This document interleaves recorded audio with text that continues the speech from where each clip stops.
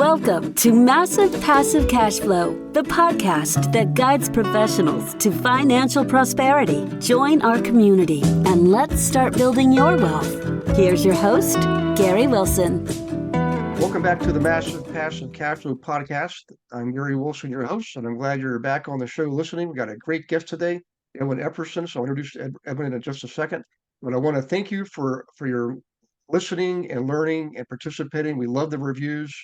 We love the comments you give us and the reaching out to us, email and phone call.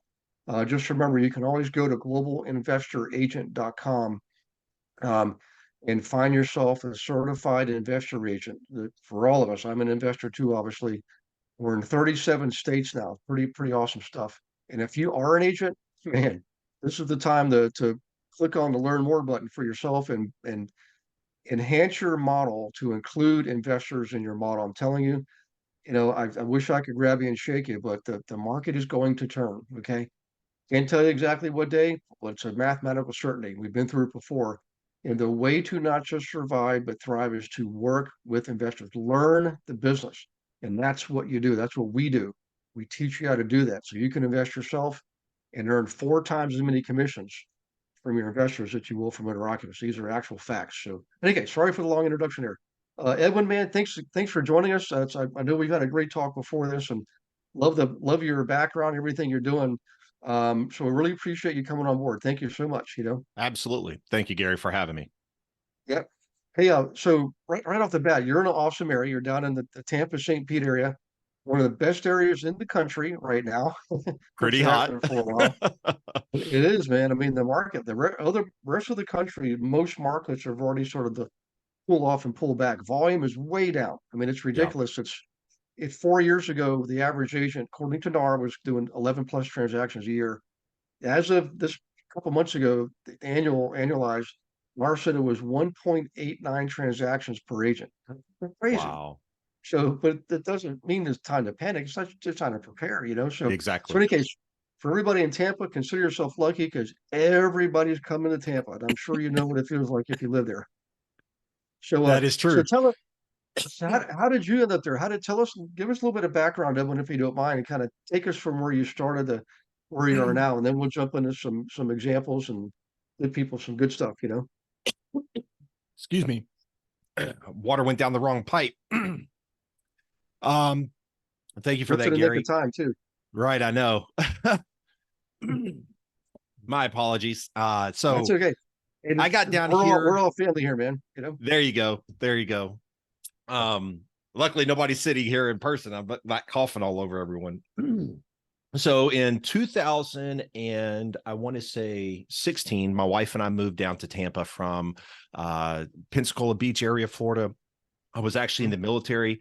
I was a U.S. Army Green Beret with 7th Special Forces Group, and we had moved from Fort Bragg, North Carolina, down to Eglin Air Force Base, right there in the Destin, Fort Walton Beach, Sandestin area. Beautiful, beautiful part of Florida. It's actually a gem of the Florida coast.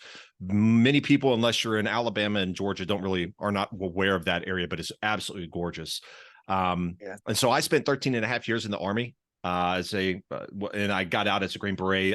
I came in as an infantryman in 2002, crossed the border into Iraq for the liberation of Iraq in 2003, multiple deployments to Iraq, Afghanistan, Colombia, Egypt, and just really enjoyed my time in the military. But like probably many of your listeners, the professional businessman or woman, the entrepreneur, the agent, they're looking for a way they see the value of real estate. How can I tap into that piece of the pie, if you will, for my own personal wealth and my family's generational wealth? And so I read Rich Dad, Poor Dad, like probably 90% of all the listeners, at least from back in the 80s and early 2000s. So I read Rich Dad, Poor Dad, fell in love with the idea of real estate investing, and I wanted to fix and flip a house. I didn't have any experience in that. And so when we moved to Fort Bragg, North Carolina in 2010 for my Green Beret training, I was going to a local real estate club there in the area. And there would be this gentleman at the back of the room, and he would say, "Hey, any of you real estate investors looking for funding? I'm a private lender. Come talk to me for funding." It's like, well, everybody wants to talk to the private money guy, right? So I go back Yeah. there along with everybody else in the room, shake his hand, like, my name's Edwin Epperson, a little bit of spit, vinegar, and fire. I was like, I'm in the military. I'm becoming a Green Beret. I'm a man of honor, integrity, like all the check box. Like, there's nobody else in this room that you should lend to but me. And he said, well, I appreciate what you're doing for our country and your service and what the sacrifices your family's making. However, Mr. Epperson, I wouldn't loan you money if you're the last person on earth. That was like, okay, that sort of put me back on my heels. And he said, it's because you don't have the three key factors to be successful yet. And he said, to be successful in any venture, you need time, knowledge, and experience. You don't have the time to dedicate to get the knowledge, and then you don't have the time nor the knowledge to implement to get the experience. And so for that reason, I wouldn't loan to you right now. I said, okay. So a little bit of humility, and walked away with that.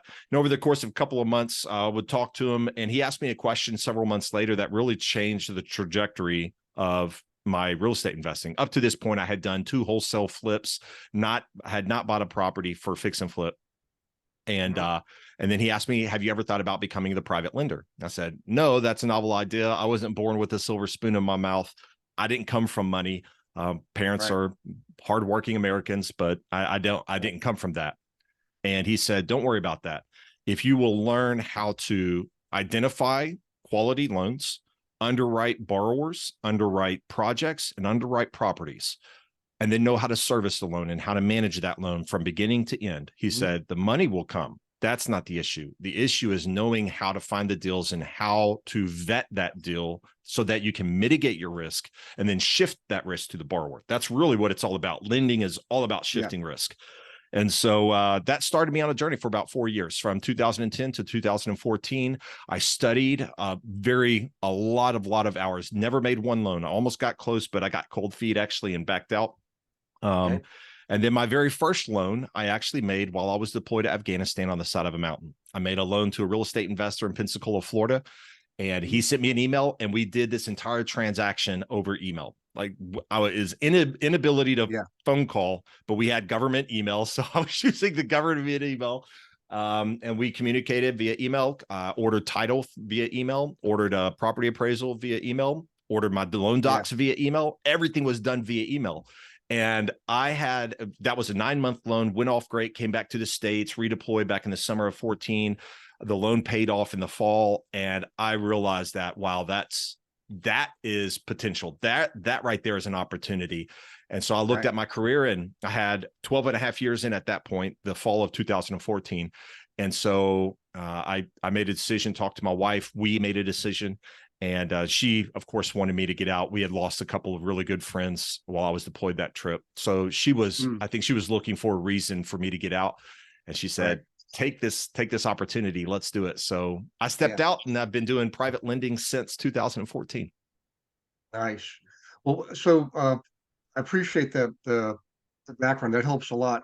One of the things you mentioned is like when the older gentleman said, hey, one of the things you need to do is be able to identify the properties, like know how to identify them, know how to analyze them, and so forth. So is there a certain technique you use, or what's your favorite method for finding the properties that then you can use to attract the funding? Because that's the key. You find a good deal, you're right, the money will show up, But do you have any favorite strategy you don't mind sharing along those lines, or? Well, to be honest, Gary, and I know that many of the listeners are real estate agents, we don't go out and actually buy the property. So when I say find the property, it's really, it boils down to the relationship that we have with either real estate investors and or real estate agents. So as far as finding the property, it's really finding the deal. And for me, the deal is the paper aspect, who needs a loan, and then diving into what is that loan going to be collateralized against? Does it meet my requirements in underwriting? Does the borrower have the experience? Is there a good team in place? Is there a plan in place to get it from point A to point B? What's the exit strategy? What are the known risks? How can we mitigate those risks? So as far as finding deals, that's why I sort of skipped the whole buying the real estate and went right into lending on real estate. And so I have to be honest, as far as finding the deals, I rely on either the real estate investors that are going out there and finding deals or agents. I do know that as far as when I'm analyzing a loan request and I'm looking at the property, the The best type of loans requests that are coming in with the best type of deals, those are typically done off market. So it's somebody that's going out there and they are finding the deal off market. And I know that some real estate agents, there's a lot of different strategies for how to find those deals that are no longer on the market. There's what is it called? Expired listings and things like that. I'm not really familiar with those strategies though. Okay. So really you're providing the funding part of the deal. Yes. Well, as far as the actual what the underlying asset is, you're relying on the investors and the agents out there who know how to do this and work with the investors. So when you're looking at the properties, when you analyze them from the financial perspective, um, are you looking at properties that people are flipping or properties that people are keeping for rentals? You're looking at the rental income, or is it both? I mean, as far as underlying asset, does it really matter? How much does it matter? And is there one class that's better than others? So that's a pretty loaded question. I'll try to be succinct on my response. So from the lending perspective, I am looking at what reduces the risk to mine and my capital investors' risk profile as much as possible. So you've got different asset types, you've got different geographical locations, you have different what we call exit strategy, but it's what is the ultimate goal of this loan request? Like what is going to be the ultimate way that we're going to get paid back? Historically, and I think that for any of the investors that are especially agents or real estate investors that are in the multifamily space, I would say specifically multifamily, definitely on the commercial side, but there has been such a huge flocking to the multifamily sector within the last, I would say 5 years or so. And the need is there. The need for housing as well as affordable housing is there. But I think that that area is oversaturated. So as I'm looking at making a loan, what is the best way to reduce risk? Short-term loans to investors. So because we only lend to investors and I don't lend to owner occupied. So if somebody's looking to buy a property and they need a loan to buy the property, I won't step in that space, primarily because the federal government and the states governments have all placed a lot of regulation, a lot of oversight on that. And I quite frankly don't like to be underneath government regulation. It doesn't make any sense. They bog the process down. So I'm not licensed. I'm not a licensed broker. I'm not a licensed lender. I don't have an NMLS number. There are a few states. There's actually, of the 50 states in the union, there's 52 that don't require a license as long as you're staying on the investment side. So that's the space that I play in, especially here in Florida, that's feasible. So when I'm looking at a loan, I'm really looking at, okay, how do I reduce my risk? And the best way to reduce risk, especially in an unknown market or a market that has a lot of volatility or even is softening pretty good in some areas, short-term loans, therefore the assets have to be turned over quickly. Refinance strategies are not a good strategy right now because and this is what we're going to find in the multifamily space. Multifamily commercial are typically, when there is a repositioning happening on multifamily commercial, it's a 5 to 7 year window, and then it's called a reposition. They're basically adding value, improving the property, adding higher triple net lease tenants, whatever this strategy is. But then the plan is to refinance. Well, multifamily commercial investors that entered the space even 2.5 years ago, they were running their numbers. Okay, based on these numbers, we know we can refinance at 2.5%, 3%, maybe 3.5%. Well, come the spring of 2021, that all went out the window. And now we have multifamily and commercial properties where the investors had entered those projects with the expectation to be able to refinance at these really low rates. And that all determined the risk profile. Well, now that those rates have doubled, if not tripled in some cases, well, that risk profile just got blown out of the water. So I say all of that, Gary, my focus has been short-term loans, quick in and out for the borrowers, and single family it will always hold the candle to that because you can move a single family property much faster than you can move a 200 unit apartment building or a 30,000 square foot commercial property. Amen. I know when I was going to portfolio, it's funny because I started off with multifamily, buy and hold, multifamily, and I started flipping. And this was the early 2000s when I started flipping. So that market was really good for, up until the big recession. And by the way, my last flip was, I closed on July 30th, 2007. That was my last one because I was watching the stock market go up and down, up and down. I thought, Uh-huh. okay, this thing's about ready to tumble. And sure enough, by the end of August, the stock market was tanking. Within 3 months, one third of the mortgage brokers had left the business, just gone. Poof, Wow. you know. And then within a few years, half the agents had left the business too. But in any case, so back to what I was saying, I started thinking I should keep some single family homes because if I'm ever doing a liquidate or cash out or refi or whatever, it's going to be way easier with the single family homes. So I Hmm. always kept about 20 to 22 single family homes in my portfolio. And sometimes I would buy them strategically in an area that I knew was going to go through gentrification. And the reason I knew that, I would always check in with the local government officials and find out when we're getting the grants, where are the government grants going to? Which parts of the city are they looking to put in new street lamps and new sidewalks and stuff like Hmm. that? And I would buy in those areas and rent them for a while, and then when those areas started turning, that's when I would remodel them again and flip them, and go buy a bigger apartment building. So kudos to you for picking that out too, because you can sell a single family home so much easier than you can sell a duplex, triplex, or fourplex. Yep. I'm not saying you can't sell those properties, but the audience is far smaller. Yep. So I like the fact that you're doing that, your short-term turnaround, because that does dramatically reduce risk. We'll primarily focus on single family homes because there will always be a market for that. There's always Yep. going to be a market for single Yep. family homes. So now, granted, there are government programs, policy that are geared towards more you know, um, multifamily development, like low income housing, things like that. Yeah. But I think that's more a reflection of the economy, inflation, and immigration, and all those factors have spelled a big shortage in housing. And while we have plenty of single family homes, we don't have enough of the lower income properties. So that how they solve that this they're in you watch, there'll be programs to incentivize builders and developers to build those, but there's always going to be a catch. Hey, we're going to give you great packages to build these low income multifamily housing, but we're going to make sure that you follow our rules. Like there's they'll say Yeah. things like, we're going to guarantee rent. However, you can't decline somebody for financial reasons, which is Yep. the one reason we do decline people. Right. you know. So in any case, so sorry to go on a tangent there, but No, you're no, down that's so far. You're definitely you're on the right track. So and it's when you're engaged in the market that you're in, it's easy to stay and have your finger on the pulse and stay in touch with things.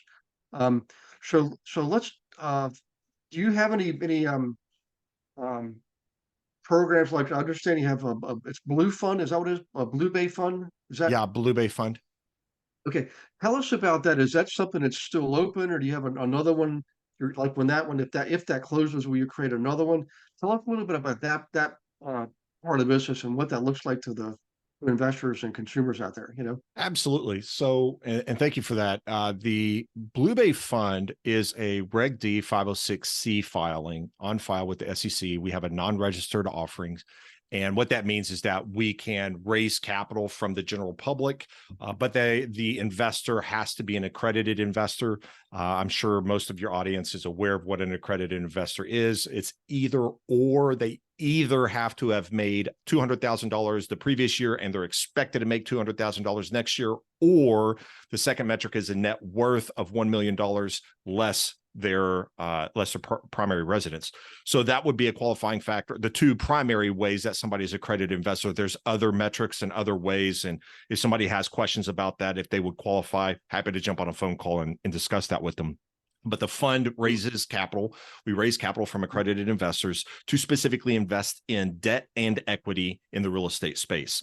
Okay. Our model probably looks a lot like some of these Cadre. You've got Pier Street was one that actually went belly up, interestingly enough. But these models to where somebody invests in the fund and then they can go on and choose their investments.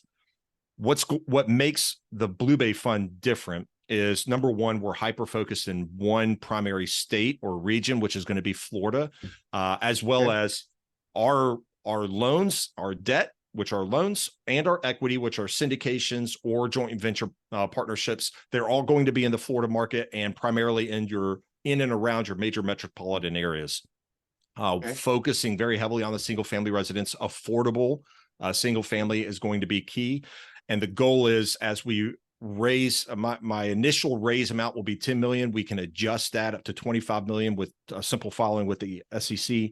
But my initial goal is to get to that 10 million, 10 million mark. And then we will be able to start offering debt loans to commercial and multifamily as well as equity.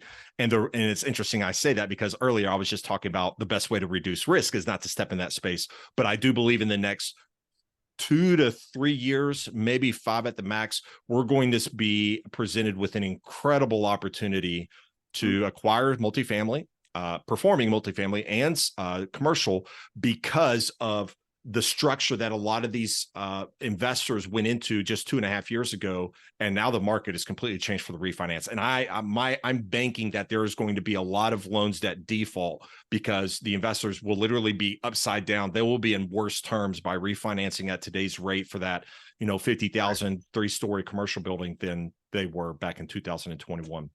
So, that's where we're at. We are actively raising capital. We have a website where potential investors, capital investors could go. And then, of course, once they're in the fund, they get to handpick either the debt or the equity investments that they want to choose to invest in. Did you know that you can participate in class every Monday? We call it Monday Night Live, 7 p.m. Eastern, with me and dozens of other investor agents from around the country, in fact, the world. Every Monday, totally free. No selling, no recruiting, just straight up education on anything and everything in real estate. And we have a lot of good guests coming on once or twice a month, bringing in expertise on subjects like how to buy a house with crypto. Okay. How about them apples? What about AI? How's AI affecting our business? How about the metaverse, blockchain processing? We're already using it in title work. So come on to Monday Night Live, be ready to take notes and ask questions because it's live and engaging, and you get to participate by asking questions and meeting others. So we'll see you there. Go to realestatewithgarywilson.com, click on the resource tab, drop down, and you'll see Monday Night Live. And in there, you can see one of the most recent classes. But more importantly, you can register for class as many as you want going up to like the end of the year, I believe. So in any case, do that. We'll see you on Monday Night Live. Look forward to meeting you in person. Take care. Well, what's interesting about that is like typically, raising capital, private lending is a debt business. You're Yep. People get a percentage return on their money, but debt and equity. So for those who aren't familiar with that, if you could give an example, like for me, for example, we did stuff like that in the early days, and so some partners we would form basically use an LLC to form a partnership, and some participants, some investors were passive strictly. They got a return, 10% return on the money. Others, the bigger investors, we actually did give them a share of the equity, a portion of the value of the building. Whenever we sold it, they would get that plus the return. Is that what you're kind of, if you can describe that a little bit, like how you're doing it and what somebody can expect? It's pretty interesting. So on the debt side, it's going to be debt. We make a loan to an investor. Again, I'm actually putting our capital, our personal capital into that loan. We're making the loan. So we're originating is what it's called. So we originate the loan. It is now a performing asset. The borrower is paying us interest every month. Well, once that happens, we then list that debt deal as a loan on our platform, and then an investor can fractionally invest. So that's the other thing that I wanted to bring is the power of the community to the real estate investing space. If any of your, listeners have ever invested in private mortgages, and there's, it's not too often, especially here in Florida, you're not going to find a private mortgage request, whether it's from an investor or from a homeowner, for less than $100,000. It's just going to be really hard to find that type of. So an investor who wants to step into the private lending space, they've got to have some capital behind them. And the general metric for investing is spread your risk out, diversify, and you should have no more than 10% into any one investment. So you should have technically 10 different investment categories all across the different spectrum. And so 10%. So if you've got if you're investing $100,000 into a mortgage or a loan, well, then that means you should have access to $1 billion. But that's typically not what happens. Somebody has $100,000, they've gone to a class, or they met a real estate investor at a local RIA club, and the investor was just like, hey, this is what we're doing. And then they loan them that entire $100,000. The problem is if that investor stops paying or doesn't perform, that entire $100,000 investment is not performing. In our model, an investor could invest that $100,000 into the fund. That capital investor then makes the decision, I want to invest 10,000 here. I want to invest 20,000 here. I want to invest 50. So they have that ability to spread that $100,000 up, being in underneath one roof. Now, how does the equity and debt work? Well, the debt works as a debt. The equity would work in the case that again, asset-based. So let's focus on single family, because that's really where I believe the risk is just really reduced. So in the case where matter of fact, you mentioned a single family deal on our website that we did here in Tampa. It's at 107 West Warren.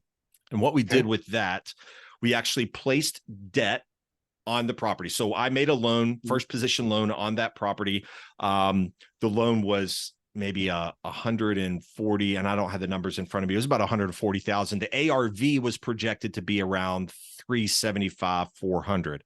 So we placed the loan for the purchase and a portion of the renovation. So I had investors that were risk averse. They didn't want to take big risks. They wanted nice, stable returns. They wanted to be in a secured first lien position. So we put them in a first lien position. And then what I did is I offered equity to the real estate investor. Say, listen, I have other investors that are more risk. They have a greater risk appetite, and they're willing to take the risk for the returns. So what we did is we turned around and then we funded the equity that the first position required. So the first position required 20% down on the purchase. The first position in this deal, we had, I think, 6 months of interest reserves to give the first position lender, which are all my investors that were in the debt, to give them that comfort. Hey, you're guaranteed 6 months of interest payment. So the equity investors provided that 20% down. They also provided that 6 months of interest, and they provided the remaining amount for the renovation. So all in all, I think it was $75,000 is what we raised on the equity. And so the way this worked out, it actually went longer than we expected. It was supposed to be a 12-month loan. It went to 16 months. And at the end of the 16 months, he sold the property. He actually sold it for a lot more than what we planned. I think he ended up selling it for almost 575. This was Tampa was taking off, and we had just made that estimation evaluation a year and 16 months prior. And we were at 375, 400, and the deal made sense even at those numbers. So the way that it worked is when we exited, we had promised I can't say promised. We had structured the equity deal that they would get 20% return on their investment for being on the equity side. So when he sold the property, he got 20%. My investors that were in the equity side, they got their $75,000 back. Now, they did not earn anything the entire time. So the 16 months, they were not getting monthly payments or anything like that. They all got paid back at the end. However, the first position lender, or the investors in that first position loan, they did get interest payments. And after that first 6 months of interest ran out, what we did based on our equity joint venture with the borrower, that's how much we carried the equity investors, or actually my company, we carried that equity or that interest payment to the first position along with the borrower. So I had agreed with the borrower. It was a 40-60 split. We took 40%. He kept 60%. So on the monthly interest that picked up on month 7 all the way through month 16, he was paying 60% of the monthly interest. I personally was paying for the other 40%. The equity investors simply got a flat return for their investment. So they didn't get to participate as a percentage of the equity, but they had me as a buffer that made sure that, like I said, the loan went longer than 6 months. I was making sure that the first position was taken care of. And then on the back end, they got their 20%, regardless of how much I had left over from my 40% of the equity. So that's sort of an idea on the single family space, how that would work within the fund. Okay, well, that's interesting. So based on the way the structure set up strategically, the the equity partner and lender partner are two different people. Like it's not designed to have like one person could be both kind of thing. They could. But Okay. that's the Okay. beauty of the fund, is because Okay. it is, and the way that this works as far as the tax reporting, everybody gets a K1 at the end of the year. They get a K1 for their overall portfolio performance. But when somebody's in the platform, let's say this 107 West Warren was actually, and it's a closed out deal now, it's done. Okay. But let's say it was in an offering state. So the way that would work, they would see 107 West Warren as a debt offering, and then they would see the 107 West Warren as an equity offering. And so then the investor Okay. could log in and they could say, oh, well, the debt offering is requesting 140,000. I want to take, and by the way, Gary, it's really fast because I allow an investor, once they're on the platform and they're an investor in the fund, they can actually take the minimum is 50,000. So they could take their 50,000 and actually invest that 50,000 in $1,000 increments to any deal. So they can go on and they could truly achieve diversification because the commitment amounts are so small. They can take that 50,000 and literally break it down into 50 $1,000 investments. So they can look at that. Fractional. Yeah, that's the fractional aspect of the fund. Gotcha. And so they look at that debt and say, okay, of that 150, maybe they just wanted $1,000. I'll take $1,000 slice of that 150,000 debt. But the equity, oh, I like those returns. I'm willing to take the risk. Okay, I'll take 50,000 of the equity. And so now the deal's performing, they're making on their $1,000 investment. I think on that deal, they were making either 8.75% annual or 9% annual. So every month they were getting a pro rata share of that 9 or 8.75% every month. And then on their $50,000 investment, they're not earning anything, but when it paid off, they would make 20% on that 50,000. Right. Well, and it's all underneath one roof. Yeah. I mean, I love the concept. I've only seen that one other time, and it was just purely fractional ownership, with equity share. There was no other lending component or any other component. So I like what you guys are. So for you listening, you want to pay attention to this, because if you're an investor, but you're busy, you're a dentist, you're running a couple practices, and you want to be in real estate, but you just don't have the time. This is an excellent way to participate, right? You can have fractional ownership. You can be an equity partner. You can be a lender too. So your risk is dramatically reduced because of those factors, and the fact that they're focused on single family homes. And I'm guessing the multifamily, are you going to stay in the small range of multifamily? Yeah. Oh man, you hit the nail on the head. Yes. When I look at when we do, I mean, we're already strategizing what it's going to look like in Q2, Q3 of next year. But when we get to opening up multifamily, on the debt side, we're probably going to stay. Well, I'm going to be extremely conservative. Like our loan to values are going to be 50%. That's going to be a requirement. So the opportunities for us to lend on multifamily or even commercial are probably going to not be that many, because I see where the market's going in. If we're going to make a loan and if we had to take that property back, I want to be in the best equitable position for my investors and the company as much as possible. So very, very low loan to values. But when we do start getting in the multifamily space, yeah, I'm probably looking at 25 to 50 units or less. Like it's going to be within that range, very small, repositioning of, let's say, a hotel or a motel into an apartment or sort of like a condominium type complex. Those conversions, those would be really attractive. And I think that's really going to be where, as far as the multifamily space, something that's a lot less exposed to risk. Yeah. Well, you're absolutely right. Plus, when you stick with there's a couple of thresholds. And of course, anything 5 units and above is considered commercial, even though people live there. It's kind of nomenclature. You just got to get used to it. But there's a breaking point around 20 units, like 19 below. There's a certain level inventory. Then 20 to like 49 units, and then 50 above. There's fewer of those. So if you're 50 or 49 and below, you're going to have a lot more to pick from. You have a lot more potential deals. Well, I've owned some properties. It's big. The biggest one was 90 units, and so I wasn't really considered a competitor with people buying 3 or 4 or 500 units. And so they left me alone. It's competitive out there. And yet the people buying the fourplexes and below, that's where I used to be, but they weren't competitors for me. So it was just fewer people. Yep. And it was easier to get those deals. I know we're going to get short on time here, but when it comes to the multifamily, are you still going to do the short-term loans, or have you thought about long-term holds? I mean, what's your thought there?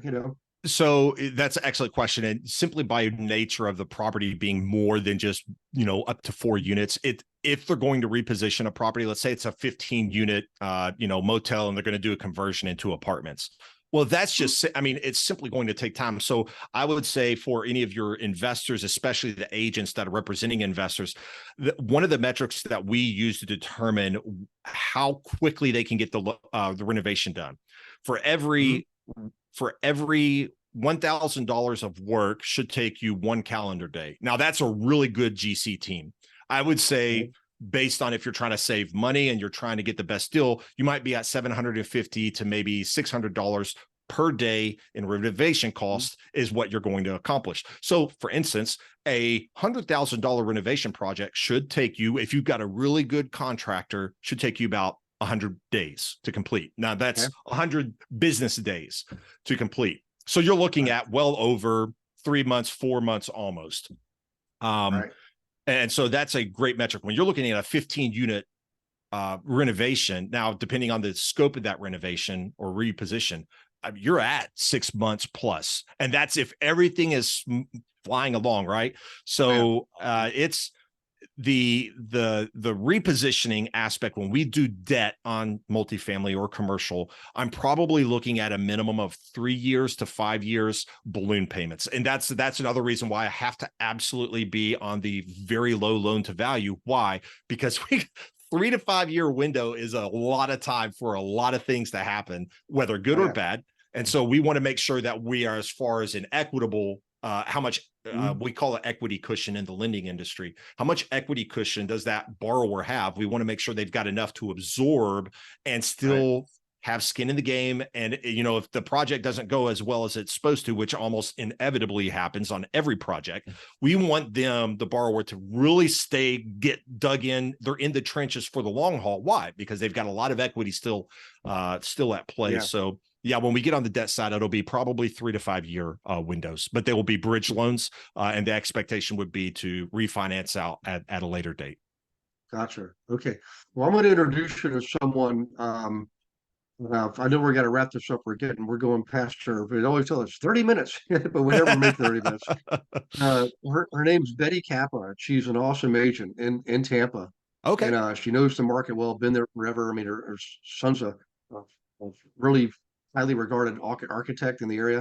And so she'd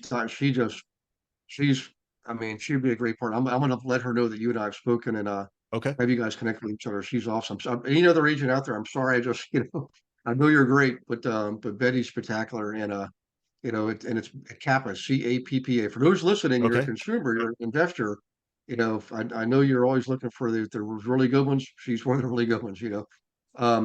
So in any case, I really appreciate you doing this, man. I keep thinking I've got so many questions. I know we got to wrap this up, but the only one thing the question I do have, actually, I would like to put this out there, is for the multifamilies, or if you're holding them, could be 3 to 5 years. I haven't done this myself, but I've seen it done. You've got the potential to be an equity partner and a lender on these deals. We've also seen where, and I don't know how they structured it, but even maybe it's just the equity partners could also get a portion of the profit. In other words, on the rent coming in, you've got income, you got expense, so you got a net profit and that operating income. And some of the operators would share that with some of their bigger investors. Is that something you've looked at or seen or thought of? Yeah, so great question. That's actually what is called in the industry a syndication. So typically when you've got a general partner or a sponsor, and they're going to buy, let's say, a 20-unit apartment building, and they're going to reposition it, renovate it, and then turn around and sell it. Their exit strategy is a 5-year exit strategy, maybe a 4-year. Well, what they'll do is, in most cases for the apartment, they'll go line up institutional financing bridge. So they'll go to a bank, they'll go to some lender that's got money from Wall Street, and they'll put a 3 to 5 year bridge loan in first position. Now, what that means, though, is that first position lender is probably requiring 20 to 30% down on the purchase, and that first position lender may or may not finance any of the renovation. So what that sponsor, that GP, the general partner, has to do is they have to go out and raise capital. Well, they do this through a syndication, typically a 506B or 506C, non-registered offering filing with the SEC. And so now they can go out there and raise capital for this down payment and the renovation cost, operating expenses for that period of time or until it's performing, right? So that's where you have a syndication is actually called equity. And if an investor invests in a syndication, they are not investing in debt, they are investing in equity. So what we will have on our platform for investors will always have the debt component. Investors will be able to invest in debt, which means they're in a secured first position. And I love the educational aspect of private lending. Like I could talk for hours on why, for those that are risk averse, investing in first position loans, low loan to value, is an excellent way to preserve and grow your family's generational wealth. But it's not going to give you the double-digit sexy returns, right? So for those that are looking for equity, that's where that syndication component comes in. And in syndications, there's actually on our website, you'll actually on the pitch deck. So when I start launching the pitch deck and presenting it to investors on our pitch deck, the third example that I gave for a deal that could have been found on our platform for syndication, we were offering cash flow. So the equity investors were actually earning cash flow from the rental income of that multifamily. And then on the exit, there was an exit split. So my company, Blue Bay Fund, had negotiated, okay, we're going to get this much on the equity on the back end. Typically, it's between 60 to 80% of the equity on the back end. And then my investors, we might keep 10% of the company. So my investors would maybe make 50 to 70% of the equity on the back end. But on that deal it's in my presentation, for a 4-year hold, the internal rate of return, 5-year hold for the internal rate of return was 100%. So the investors in 5 years would have made back 100% of whatever they invested in. Yeah. Well, that's awesome. So again, this is something I want to emphasize for if you're listening here. I know you're in your car. You don't want to write this down. Let's listen to it again later, or go to the show notes, and you can get all this information. But what I'm getting out of here is this: you always have the choice. You can either be doing your own investing, going out. The first, you got to identify the deals, analyze them, negotiate them, buy them. Then you got to manage them. See, getting a rental property is just half of the business. The other half is managing it for profit. It's like, and it's not as easy as it sounds. I'm telling you, I've been doing this a lot of years, guys. So you have an option here, like working with Edwin, to participate in investing, get these wonderful returns. But you're not getting any phone calls. You're not dealing with any of this stuff. Your job is to get the check out of the mailbox and go to the bank. That's your job. And I'm telling you, the difference in what you'll get from doing it this way and what you'll get from doing it on your own is not enough to justify all the gray hair and headaches. For those of you watching the video, you can see my gray hairs. It's growing because all those years of doing it the old hard way, right? So we didn't start doing this till the last recession, what Ed was doing. And I'm telling you, life was a lot easier. Okay. So keep that in mind. Keep your sanity, be happy with your family, travel with these amazing returns without having that direct contact, with tenants and all the contractors and all that stuff that has to happen. So in any case, I think I made my point there. I appreciate that. Yeah. And you guys, so I want you to write this down. Edwin does have a fund.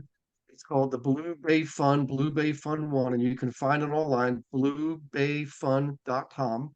Okay. Yes, sir. You can check out some deals there. And Edwin, you actually teach this stuff too, right? Is that right? So I am hopefully in the final stages of actually launching a private lending educational course, because I know that some people are, strap them up by the bootstraps. They want to do it. So I'm putting together a course. It's actually going to be almost a 10-module course on how to become a private lender. Basically everything that it took me 4 years to figure out and still am learning 9 years later.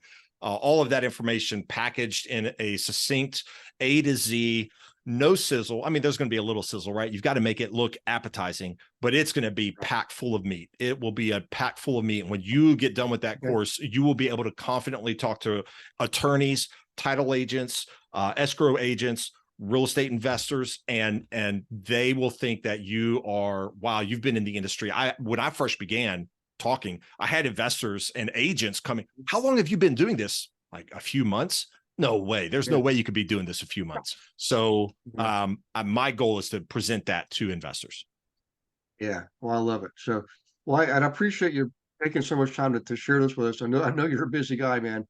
And you just gave a lot of gold nuggets in a short period of time. So we appreciate it. I went in, for everybody listening, we appreciate you too. Hey, if you could leave a good review for this one. I mean, you can't get this kind of education at high school or in a university. This is Right. what everyone just gave you could be worth millions of dollars. Sorry, no, I'm getting the dry throat, but for everybody listening, yeah, definitely leave a review. Go visit bluebayfund.com, and on there you can, probably get in contact with them, and I'm sure there's contact information there.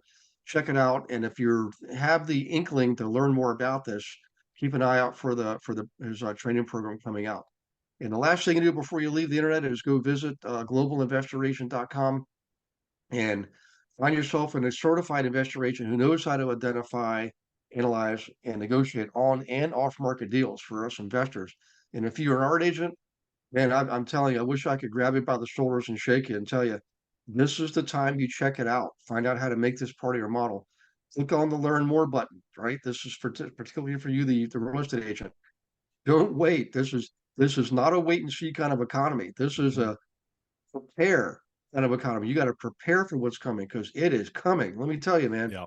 You heard when I talk about it. We all know it. We see what's happening in the commercial world. And those who are prepared are going to get all the goodies. And you won't just survive, you will thrive in the oncoming market shift. It's not anything to be scared about.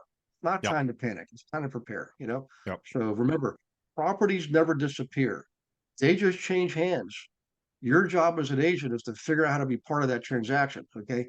That's what we teach you how to do. So, in any case, enjoy yourselves, enjoy the rest of the day. God bless you and your families. And we will see you on the next Massive Passive podcast. Thanks for listening to this episode of Massive Passive Cash Flow. Be sure to go to realestatewithgarywilson.com to join our community and start building wealth today.